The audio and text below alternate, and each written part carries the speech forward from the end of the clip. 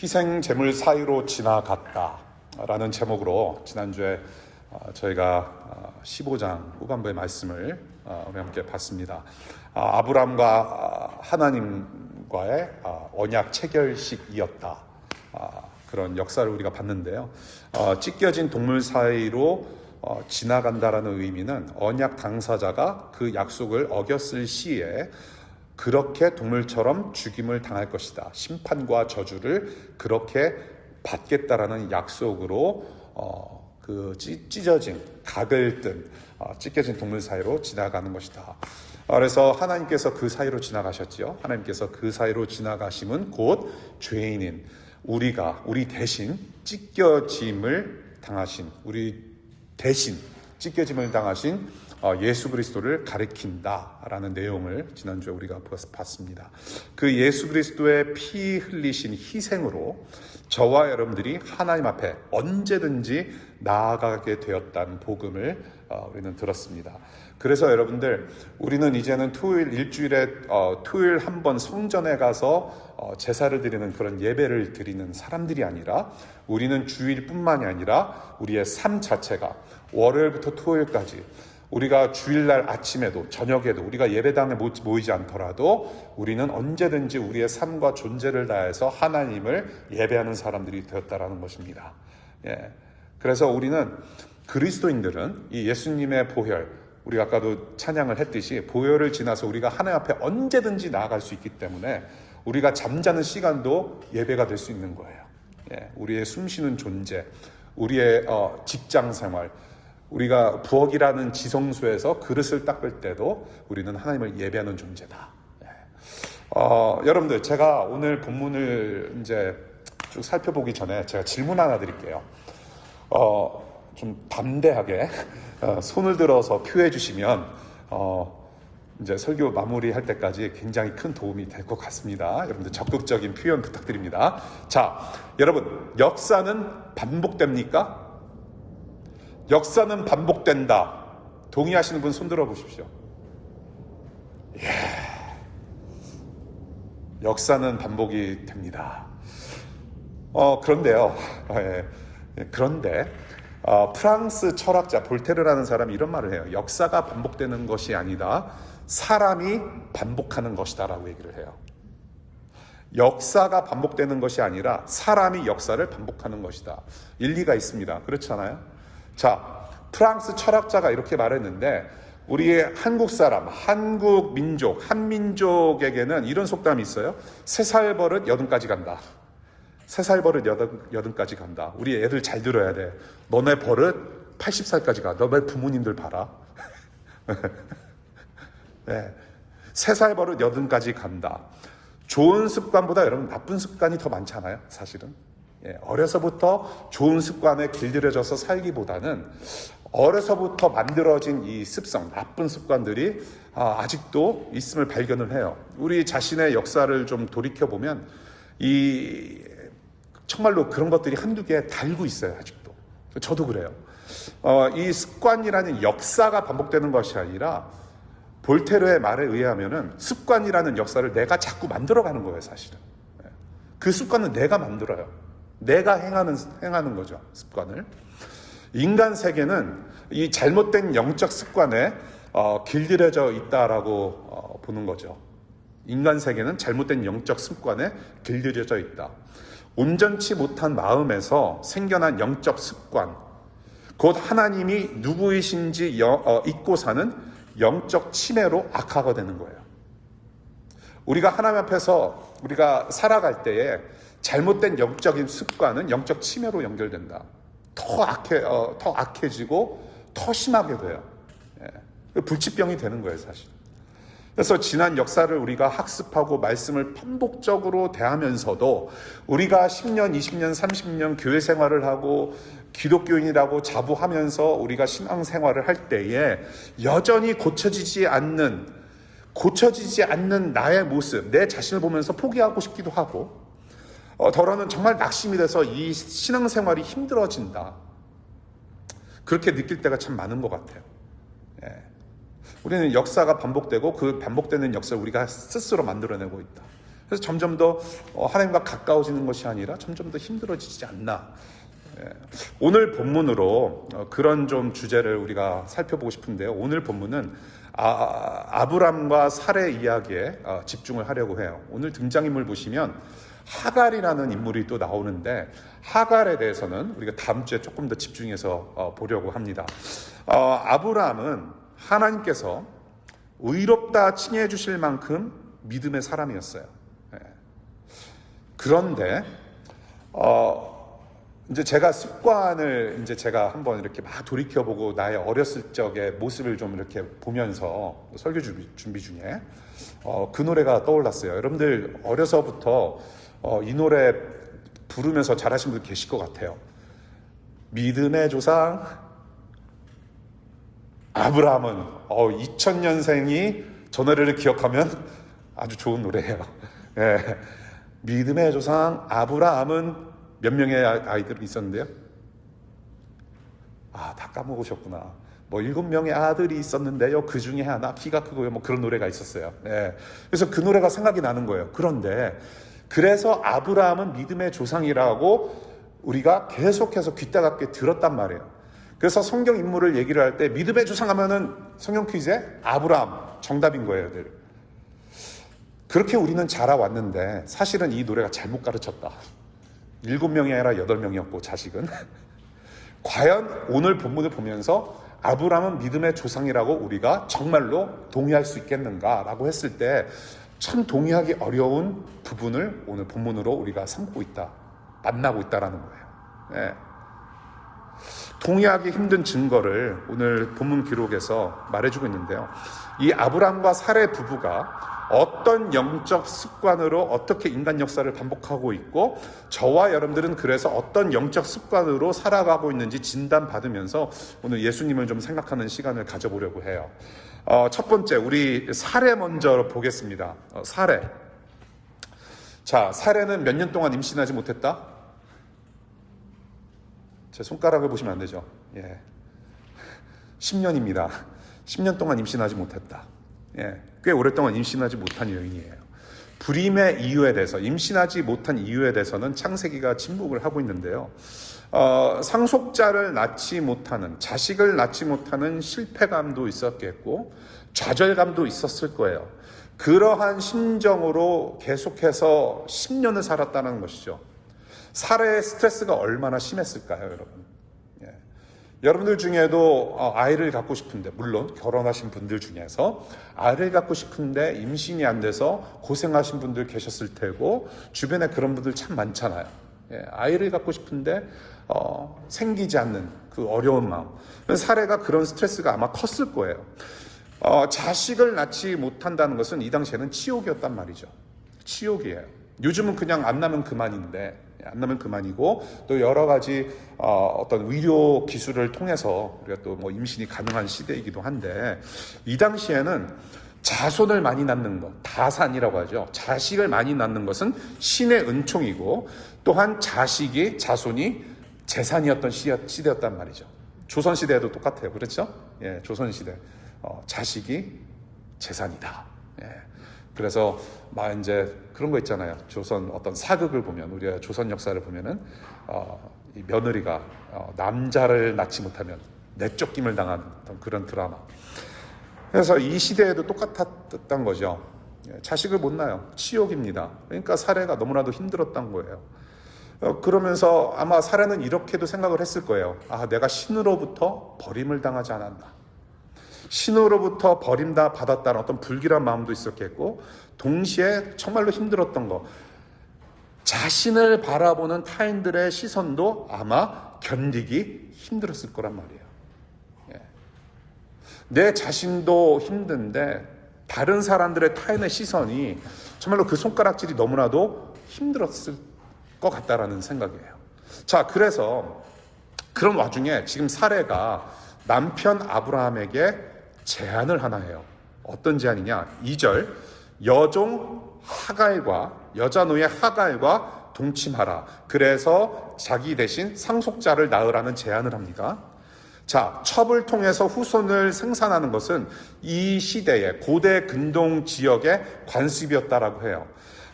조선시대에서도 뭐 씨바지라는 제도가 있었지 않습니까? 예, 대리모를 통해서 양반 가족의 어떤 후손을 계속해서 생산해내는 그런 것들이 있었는데요. 이 사례의 자존심이 얼마나 상했겠어요, 사실은. 그렇게 대리모를 통해서 애를 낳으라고 했을 때는 결코 쉬운 마음은 아니었을 거예요.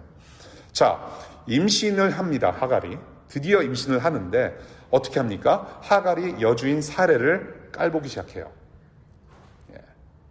여기서 깔본다. 오늘 제가 읽은, 여러분들이 읽으신 성경 버전은, 번역본은 새 번역이에요.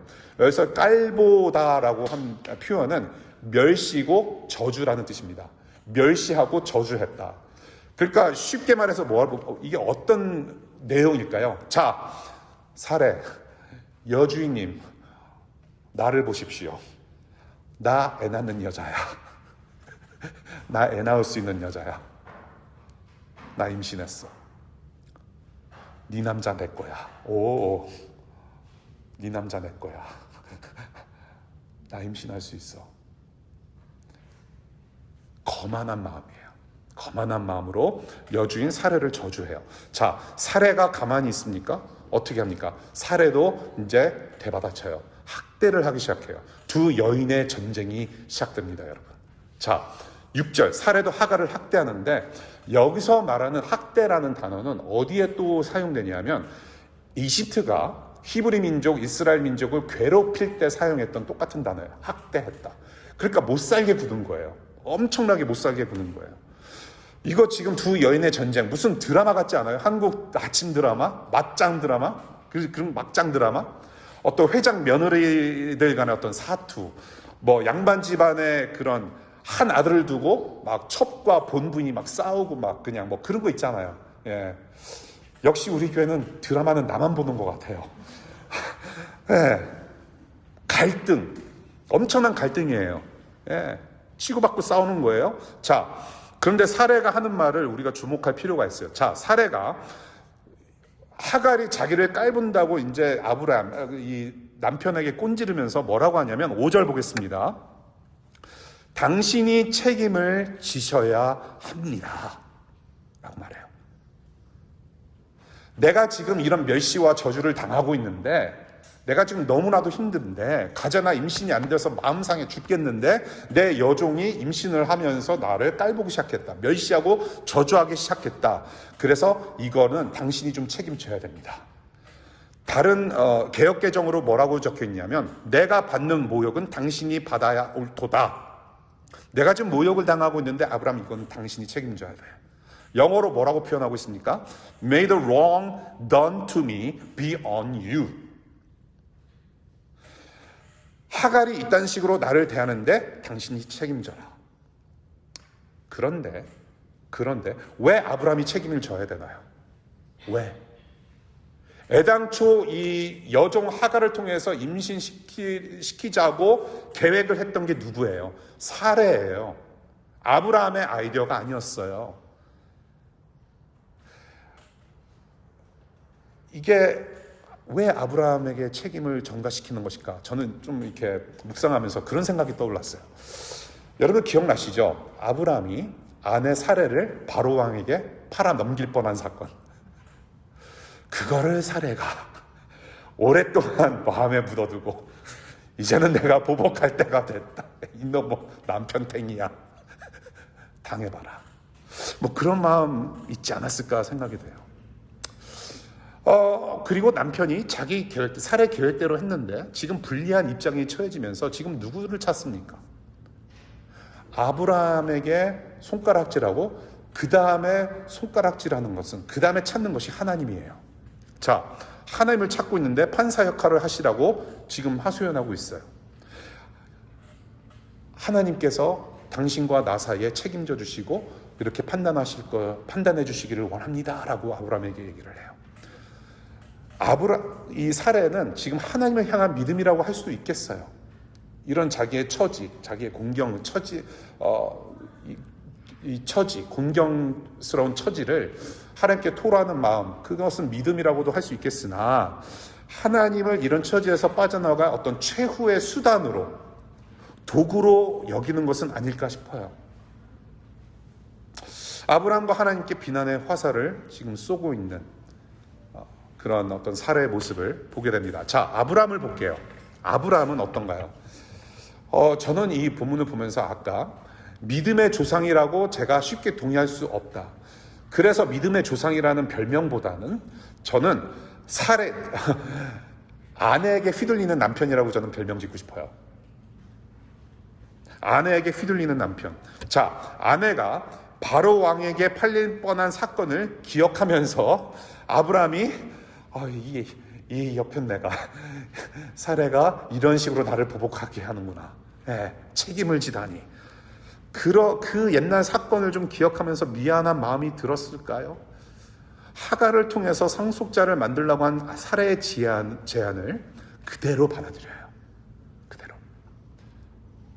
미안한 마음이 있지 않았을까? 그래서 대꾸도 안 하고 아무런 거리낌 없이 사례의 제안을 그대로 받아들여요. 자, 우리가 이제 생각해야 될 문제는 뭐냐면 하나님이 이전에 누구랑 언약을 맺으셨어요? 아브라함과 언약을 맺으셨어요. 사례와 언약을 맺으신 적이 한 번도 없었어요. 하나님은 아브라함과 언약을 맺으셨어요. 언약의 내용 중에 무엇이 있었습니까? 하나님께서 무엇을 주시겠다? 상속자, 아들을 주시겠다라고 약속을 하신 거예요. 자, 15장 4절을 보시면은, 여러분들 이제 저희 교회는 성경을 펴놓고 우리가 말씀을 들어야 되는데, 15장 4절을 보시게 되면, 너의 몸에서 태어날 아들이라고 언급하셨어요. 하나님께서 너의 몸에서 태어날 아들이 상속자가 될 거라는 약속을 하셨는데, 아브라함과 사례 사이에서 태어난 씨를 얘기를 하는 거예요. 여종에서 태어난 씨가 아니라 아브라함과 사례 사이에서 태어날, 너의 두 몸에서 태어날 씨를 얘기를 하는 거예요. 첩을 통해서 태어나는 자식이 상속자가 될 수 없었다라는 겁니다. 그런데 아브라함은 아내의 말을 듣고 그대로 따라요. 아무런 대꾸를 하지 않아요.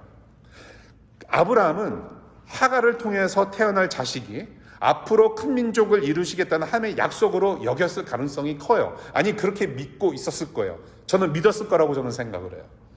그래서 첩과 동침을 하고 하갈과 동침을 하고 하갈이 임신을 합니다. 자, 뭐예요? 언약의 당사자였던 아브라함은 하나님의 약속을 잊고 있어요. 하나님의 약속 기다리고 있지 않아요. 하나님의 언약의 말씀이 아닌 아내님의 말씀을 듣고 그대로 따랐다는 거예요. 아내에게 휘둘리는 남편. 그리고 사례에게 뭐라고 합니까? 6절. 당신이 알아서 하시오. 내가 지금 하갈한테 엄청나게 지금 핍박을 당하고 있는데 당신이 책임지십시오. 어떻게 하면 좋겠습니까? 하나님은 들먹거려요. 그런데 아브라함은 알아서 하십시오. 절대로 책임지지 않아요. 먼저는 언약의 하나님 앞에서 책임지지 않은 아브라함, 그리고 아내의 처지에 대해서 아무런 책임을 지지 않는 아브라함의 모습을 보는 거예요. 자, 이 두 사람의 스토리를 우리가 따로 봤는데요. 지금 아브라함과 사례가 어떤 문제를 가지고 있는지 이제 봐야 돼요. 분명히 문제가 있어요. 자, 어떤 문제가 있습니까? 아까 제가 서론에서 역사는 반복되고 그 역사를 우리가 만들어내기 때문에 반복된다라고 말씀을 드렸는데, 아마 눈치 빠르신 분들은 아실 것 같아요. 지금 누구의 패턴을 그대로 답습하고 있습니까, 여러분? 지금 누구 이야기하는 것 같아요? 아브라함과 사례 이야기가 바로 아담과 하와의 패턴을 그대로 답습하고 있다라는 얘기예요. 자, 저희가 이제 창세기 1장으로 이제 돌아갑니다. 그래서 이제 창세기 1장부터 시작해서 이제 요한계시록까지 앞으로 3시간 쭉 훑어볼 거예요, 제가. 어떤 역사 패턴이 지금 일어나고 있는지. 자, 창세기 1장으로 돌아가면 하나님께서 2장이죠. 오케이. 하나님께서 누구에게 먼저 말을 거셨어요? 아담과 하와 중에. 아담에게 먼저 말을 거셨어요. 아담에게 뭐를 명하셨어요? 하나님께서. 명령하신 거 하나 있었어요. 뭐 하지 말라? 선과 악을 알게 하는 나무의 열매만 먹지 말라라고 하셨어요. 그렇죠? 그냥 간단히 얘기해서 선악과 열매 먹지 말라. 그거 명하셨어요. 그거를 누구에게 알려주셨어요? 아담에게 알려주셨어요. 그런데 아내 하와가 나서서 뱀의 꼬임을 받아서 그 열매를 먼저 따먹고 그 다음에 누구한테 줘요? 남편 아담에게 줘요. 먼저 하나님의 말씀을 들었던, 먼저 하나님의 명령을 들었던 당사자인 아담은 대꾸도 안 해요. 아무런 거리낌이 없이 아내가 하와가 건네준 선악과 열매를 그대로 받아서 입에 넣습니다. 자, 창세기 3장 6절. 3장 6절 보시면 남편에게 주니 그것을 먹었다 라고 해요. 아담은 누구의 말을 들었어요? 하와, 아내의 말을 들어요. 누구처럼? 아브라함과 사레처럼. 3장 17절 볼게요.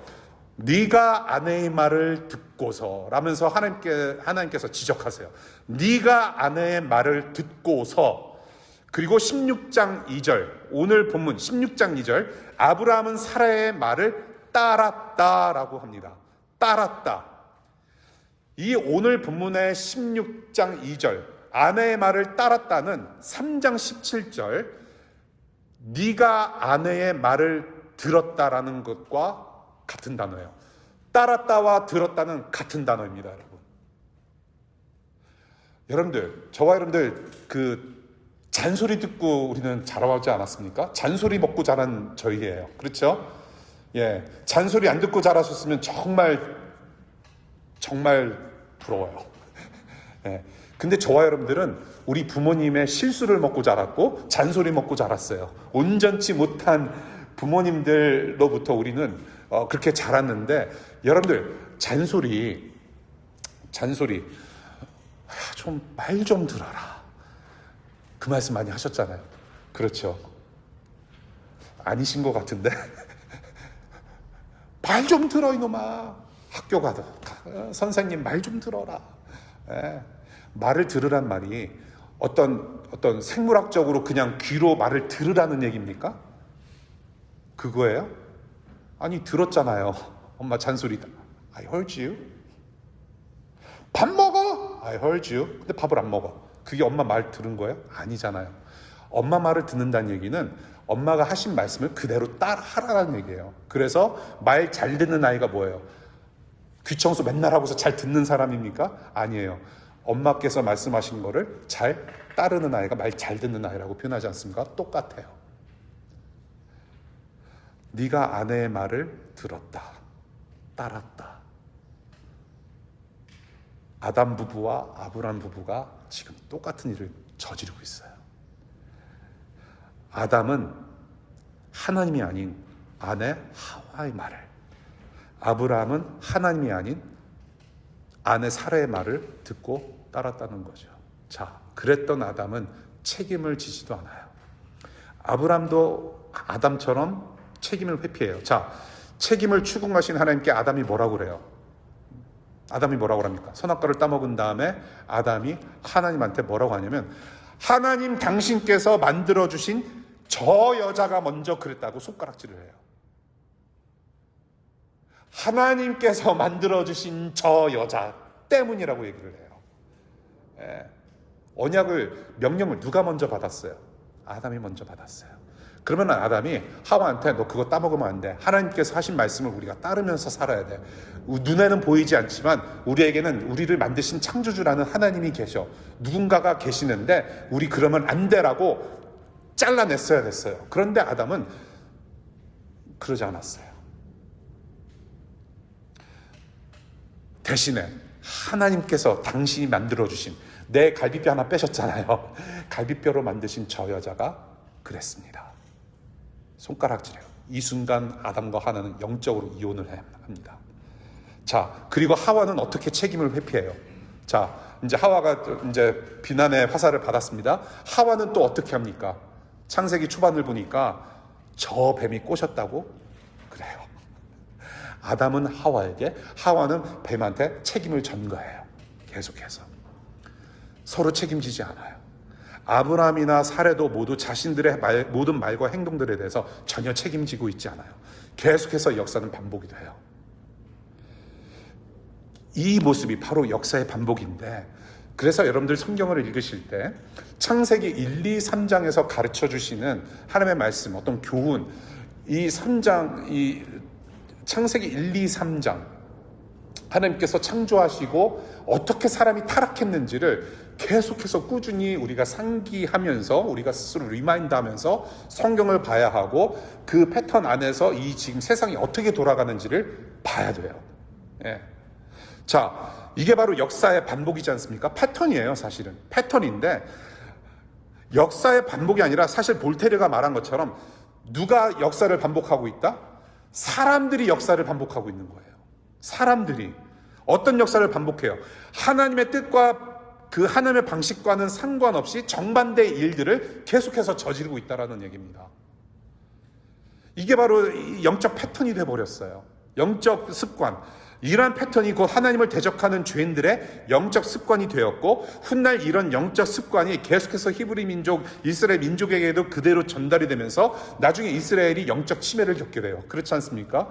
그래서 여러분들 구약 성경이 이제 선지서를 보게 되면 prophets, 오케이? 그 선지서를 보게 되면 자꾸 똑같은 말이 반복되는 것 같아서 좀 지루하고 무섭기도 하고 그런데, 그게 뭐냐면 영적 침해에 걸린 이스라엘 민족들에게 제발 하나님께로 돌아와라, 하나님이 누구신지를 기억해야 된다라고 계속해서 반복하기 때문에 그런 거예요. 영적 침해에 걸린 이스라엘. 그래서 이런 영적 습관의 패턴을 지금 아브라함이 그대로 답습하면서 발생하는 문제는 뭐냐면 이거예요. 가문의 대를 이어가는 언약의 문제를 하나님의 주권이 아니라 지금 당장 눈에 보이는 사람의 방식대로 해결하려는 잘못을 저지르고 있다는 말입니다. 그게 문제예요. 지금 문제의 핵심은. 분명 하나님께서 주신다고 약속을 하셨는데 첩을 통해서 자신의 노력으로 그 언약을 자기가 만들어가고 이어가겠다라고 하는 거예요. 그게 문제인 거예요. 자, 그럼에도 불구하고 하나님께서는 이런 아브라함을 통해서 일하셨어요. 예.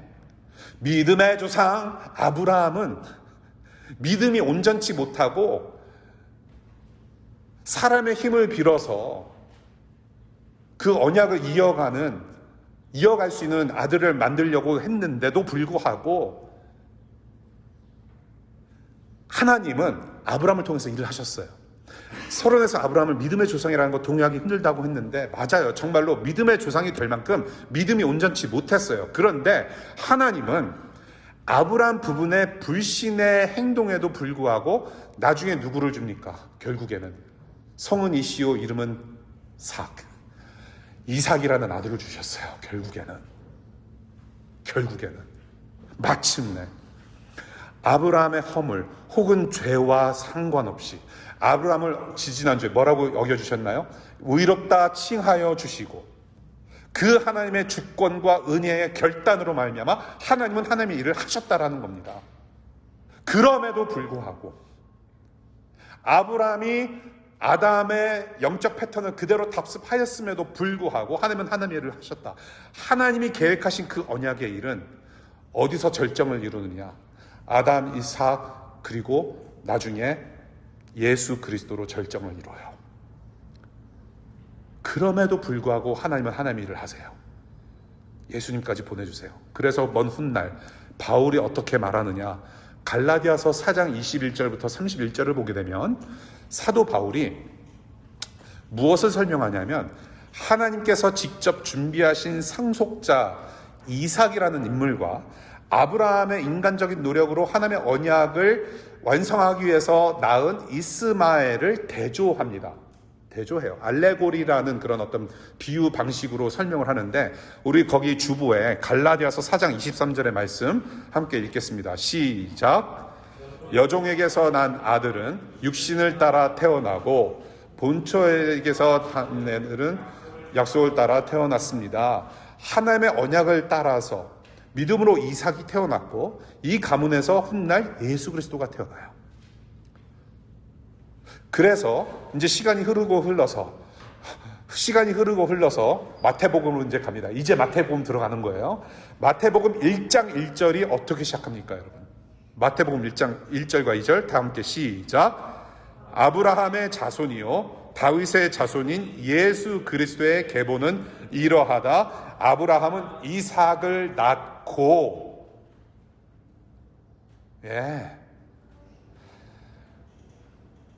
먼 훗날 아브라함을 통해서 이삭이 나왔고, 이삭의 어떤 계보를 따라서, 족보를 따라서 누가 나타나셨느냐? 예수 그리스도가 태어나셨다. 하나님은 그래서 이삭만을 약속하신 게 아니에요, 사실은. 아브라함과 이삭을 통해서 누구를 결국에는 약속하신 것이냐? 예수 그리스도를 약속하신 거예요. 이삭을 통해서 또 다른 믿음의 자손들이 계속해서 나오면서 이 세상, 저와 여러분들은 이 세상을 구원할 예수 그리스도를 약속하신 거였고, 그렇게 약속을 지켜내신 거예요. 그래서 갈라디아서 3장 16절 함께 읽겠습니다. 시작. 그런데 하나님께서 아브라함과 그 후손에게 약속을 말씀하실 때에 마치 여러 사람을 가리키는 것처럼 후손들에게라고 말씀하시지 않고 단 한 사람을 가리키는 뜻으로 너의 후손에게라고 말씀하셨습니다. 그 한 사람은 곧 그리스도이십니다. 이삭뿐만이 아니라 예수님을 계속해서 포인트아웃하는 거예요. 구약 성경은요, 예수님이라는 이름이 나타나지 않았으니까, 예수님이라는 존재가 없으니까 그래서 예수님이라는 상관없는 성경이구나라고 하시면 되는 게 아니라 계속해서 창세기 1장부터 계속해서 포인팅 아웃, 계속해서 가르치는 것은, 우리에게 가리키는 것은, 그리고 또한 가르치는 것은 예수님이에요. 단순히 이삭 한 명만을 약속하신 것이 아니라 이삭을 통해서 나올 예수 그리스도를 얘기하고 있었다라는 거. 하나님은 임신할 수 없는 부부의 개인적인 소원을 들어주신 것이 아니라 하나님 나라 완성을 위한, 창조하신 창조세계, 하나님 나라 완성을 위한 장엄한 계획을 언약하셨고, 그 계획을 예수 그리스도를 통해서 이루시는 하나님의 소원이 비로소 완성이 된 것이다.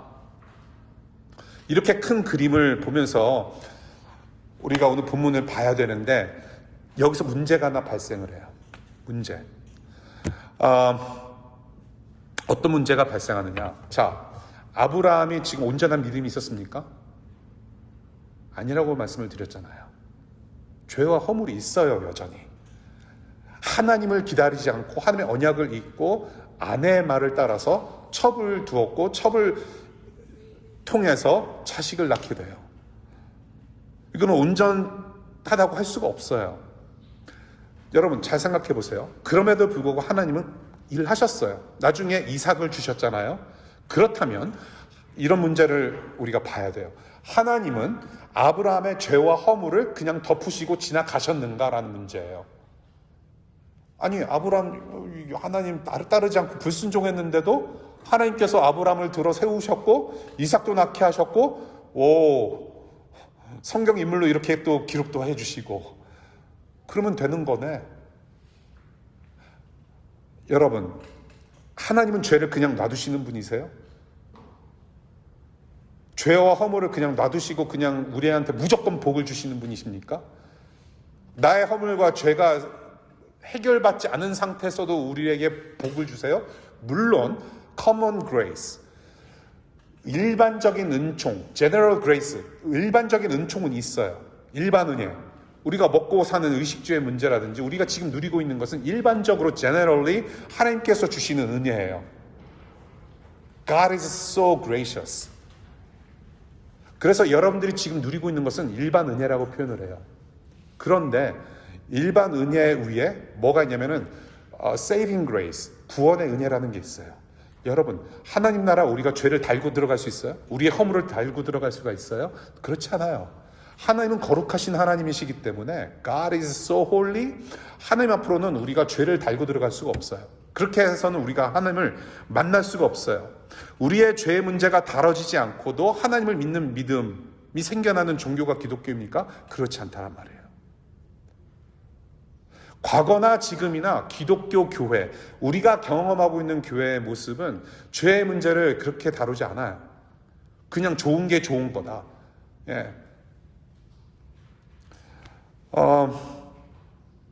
우리는 죄와 허물을 가지고 하나님 근처에 갈 자격도 없어요. 아담으로부터 발생된 영적인 습관, 죄와 허물의 패턴이 아브라함을 거쳐서 우리도 그대로 실천하고 있지 않습니까? 사실은 우리가 여전히 아까도 말씀드렸지만 하나님의 말씀을 접하고 살았고, 우리가 굉장히 꾸준하게 교회 생활을 해왔고, 봉사도 하고 헌금도 바치고, 우리는 직분을 받기도 하면서도 우리는 아브라함 같은 삶, 아담과 같은 삶을 여전히 살고 있단 말이에요. 아브라함 부부처럼 눈에 보이는 현실과 눈에 보이지 않는 사이에, 하나님 사이에서 우리는 어떤 선택을 해야 하는가 질문이 계속해서 우리 안에 있단 말이에요. 과연 이 선택을 할 것인가, 저 선택을 할 것인가, 그리고 저 선택을 하더라도 짜장면인가 짬뽕인가, 정말로 이 우리 한민족의 영원한 이 갈등, 짜장면이나 짬뽕이냐, 탕수육이냐, 깐풍이냐. 눈에 보이지 않는 하나님과 눈에 보이는 현실 사이에서 그러한 생겨나는 질문이 계속해서 우리 안에 내재되어 있고, 우리 안에 있고, 습관적으로 우리는 어떤 선택을 하느냐, 눈에 보이는 현실의 방식을 선택할 때가 많아요. Easy way. 하나님을 신뢰하고 의지하고, 그래서 내가 기도한 대로, 기도한 만큼, 간절한 만큼 기다리지 못하고, 눈에 보이는 세상 문화와 유행과 관습을 그대로 따라서 하나님보다 앞서가려는 성향으로 살아갈 때가 많단 말이에요. 근데 정말로 그래요, 제가. 기다림이라는 게 없어요, 도대체. 자꾸 잊어요. 내가 누구의 자녀인지, 나는 누구의 사람인지 자꾸 잊어요. 이것을 계속해서 반복해요. 기다리지 않음이 이 시대의 우리의 습관이 되었어요. 그래서 우리가 자꾸 챗GPT나 AI를 자꾸 쓰려고 하는 게 뭔지 아세요? 우리가 스스로 연구하기보다는 자꾸 즉답을 원해요. 빨리빨리 해결하려고 하는 성향 때문에 그래요. 우리가 기도할 때도 그렇지 않습니까? 기도하면 뭐예요? 바로 응답받기를 원하지 않습니까? 그렇잖아요. 예. 그러니까 내가 500원짜리 기도 넣었으면 자판기로 하나님께서 자판기로 역사하셔서 500원짜리 응답을 내가 받아야 돼요. 빨리. 그렇잖아요. 자판기에 500원 넣는데 안 나와. 그러면 어떻게 해요? 우리는 자판기 흔들어요. 그래서 기도원도 가요. 우리는. 예, 믿습니다 하고. 우리는 기다림이라는 게 없어요. 그래서 요즘 동영상 그 릴 보면은 어떤 프로그램에 어떤 전문가가 나와서 AI와 인간 사이에 가장 큰 다른 점이 뭐냐, 차이가 뭐냐라고 했을 때 그 전문가가 뭐라고 얘기하냐면 잠시 퍼즈하고 10초 동안 침묵을 지키다가 망설임이라고 해요. AI는 즉각적으로 주길 원해요. 여러분들한테 칭찬도 해요. 나쁜 소리 거의 안 해요. 그렇잖아요? 예, 잘했다고 그래요. 그런데 우리 인간관계는, 하나님과 또한 우리 사이는 망설임이라는 게 존재를 해요. 그 망설임 안에서도 수없는 언어가 왔다 갔다 할 수가 있어요. 수없는 감정과 관계가 왔다 갔다 해요. 우리는 기다리질 않아요.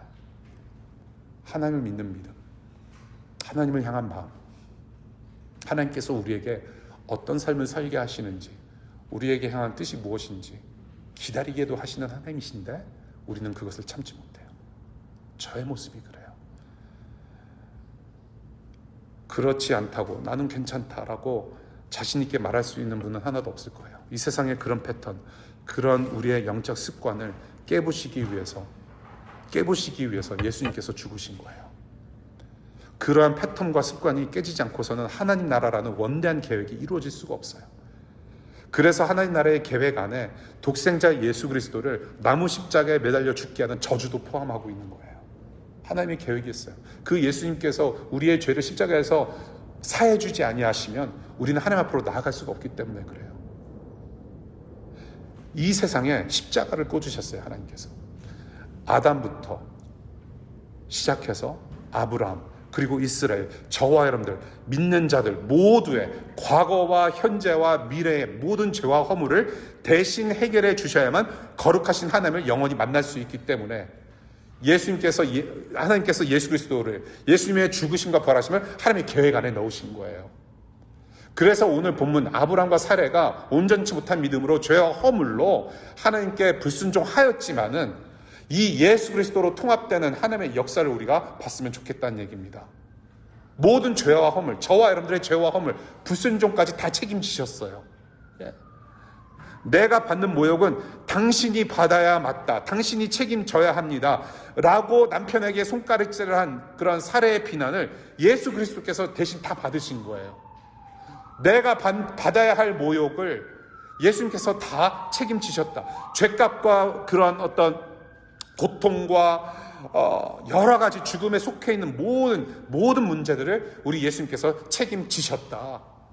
May the wrong done to me be on you. 모욕은 당신이 받아야 옳도다. 저와 여러분들이 잘못한 일에 대해서 마땅히 받아야 될 그 모든 것들을 죄 없으신 예수님이 책임지셨다. 세상의 죄를 짊어지신 어린 양 예수 그리스도께서 책임지셨다. 그래서 이사야서 53장 읽겠습니다. 그래서 이사야서 53장 5절이 뭐라고 예언하고 그래서 어떻게 이 예언이 실현되었습니까? 시작. 그는 실로 우리가 받아야 할 고통을 대신 받고 우리가 겪어야 할 슬픔을 대신 겪었다. 그러나 우리는 그가 징벌을 받아서 하나님에게서 맞으며 고난을 받는다고 생각하였다. 그러나 그가 찔린 것은 우리의 허물 때문이고 그가 상처를 받은 것은 우리의 악함 때문이다. 그가 징계를 받음으로써 우리가 평화를 누리고 그가 매를 맞음으로써 우리의 병이 나았다. 베드로전서 2장 말씀 읽겠습니다. 시작. 그는 우리 죄를 자기의 몸에 몸소 지시고서 나무에 달리셨습니다. 그것은 우리가 죄에는 죽고 의에는 살게 하시려는 것이었습니다. 그가 매를 맞아 상함으로 여러분이 나음을 얻었습니다. 네. 당신이 책임을 지셔야 합니다라는 제목으로 오늘 본문 말씀 나눴어요. 사랑하는 여러분, 죄와 허물에 우리가 이 반복하는 죄와 허물의 역사를 예수님께서 책임지셨습니다. 여러분, 이제는 죄와 허물이 반복되는 습관으로 살지 말고 이 문제를 해결해 주신 예수님이 중심돼서 새로운 마음으로 영생이라는 새로운 인생을 살도록 하셨어요. 우리는 여전히 여러 습관과 싸우면서 살아가고 있지 않습니까? 그렇잖아요? 예, 여러 가지 습관이 남아있을 거예요. 예수님 때문에 언제든지 하나님께 회개하면서 이러한 나를 도와달라 요청할 수가 있어요. 예. 우리는 아직 온전치 못하기 때문에 죄와 싸워가는 과정, 성화의 과정, We are in the process of being sanctified. We are being holy. 우리는 죄와 싸워가면서 우리의 습관을 버리려고 노력을 하는데 여러분들 도와주시는 분이 계시지 않아요. 도움의 요청은 곧 믿음이에요. 나의 부족한 것을 내가 시인합니다. 하나님 도와주세요. 아브라함이 하나님 나를 우리 부부를 도와주세요라고 요청했더라면 좋았을 거예요. 이제는 요청할 수 있어요. 나와 교회와 미국과 워싱턴 DC와 우리 민족과 죽음을 매일 고통스러워하는 이 세상을 하나님 책임져 주십시오. 이 세상을 책임지시기 위해서 예수님 보내주셨잖아요. 그러니 지금도 매일 매순간 우리를 책임져 주셔서 이 세상을 책임지셔서 고통 중에 신음하는 이웃들을 책임져 주셔서 주님 구원을 이루십시오. 도움을 요청하는 여러분들 되실 수 있기를 바라요. 우리 안에 사시는 부활하신 주님의 영 성령님은 우리를 언제든지 도우시는 분이십니다. 우리가 왜 도움을 요청하지 않을까요, 여러분?